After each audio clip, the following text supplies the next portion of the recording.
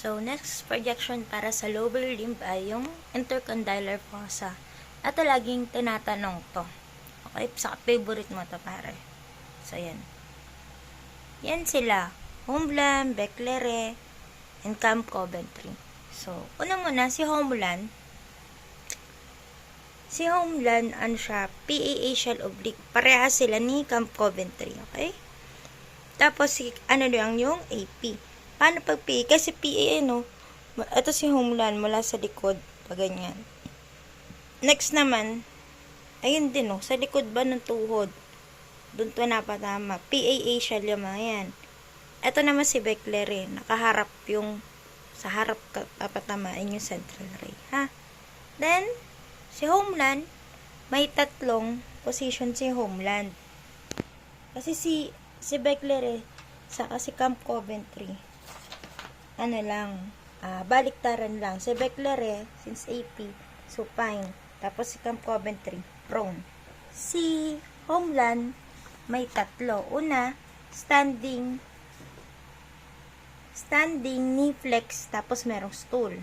Isa naman, standing knee flex ulit, pero sa side naman ng table. Tapos yung pangatlo is yung kneel on the IR ba? Luludan mo yung IR, yun yung original na Homeland. Ito yung itsura ng Homeland, yung iba-ibang una yan, nakaano sa stool. Ito naman nakatayo sa side ng table. Ito yung tunay na Homeland. Nasaan na yan? Ayan. Ayan yung tunay na Homeland. Okay? Then, dun sa tunay na Homeland, may knee flexion na 60 to 70. Tapos, yung central na ray mo, perpendicular. Tapos, may 20 na difference from CR. Anong ibig sabihin nito? Ito, Ayan. Etong, naka-knee flex siya, 60 to 70. Ito.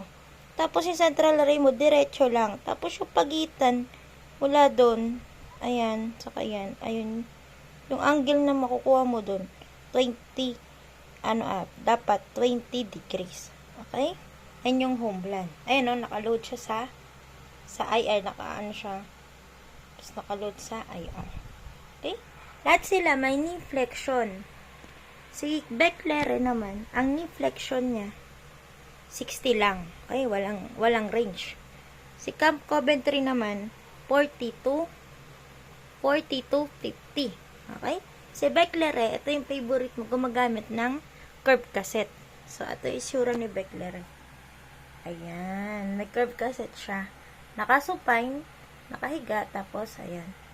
Tapos, yung central ray niya, tinan mo, perpendicular na naman. Pero, tinan mo dito, nakatabingi, hindi naman diretso.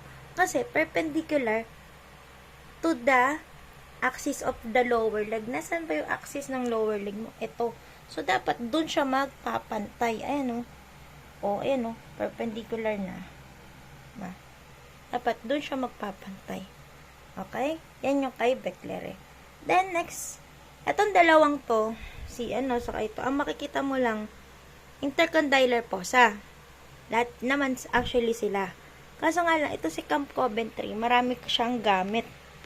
By the way, si Camp Coventry, kung itong dalawa is perpendicular, na may pinagbabasihan lang kung saan sila perpendicular, si Camp Coventry, ganun din.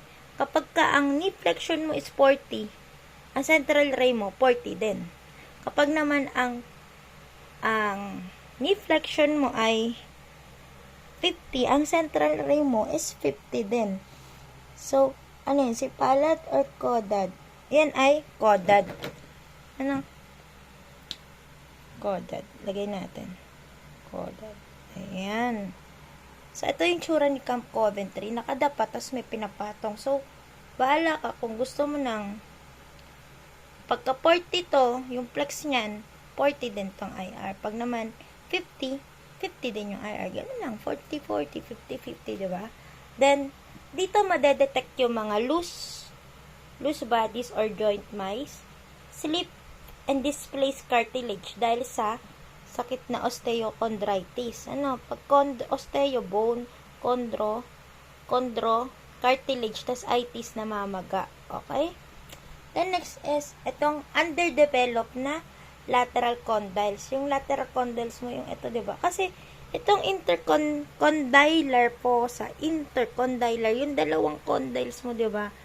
Ayan yung ito yung sa tuhod mo sa posterior part kasi sa nito. Ay, diba? Basta ayan. Yan yung dulo na bahagi ng femur mo. Tapos ayan na sila. Sila fibula, sila tibia, nandyan na. Ito yung condyles mo. May medial, merong lateral. Tapos ayan yung fossa mo. Ito yung tinitingnan palagi dyan. No? Yan yung tinitingnan sa intercondylar fossa. Okay? Dito, ayan underdeveloped lateral condyles. So, ito, underdeveloped siya. So, ano nangyayari?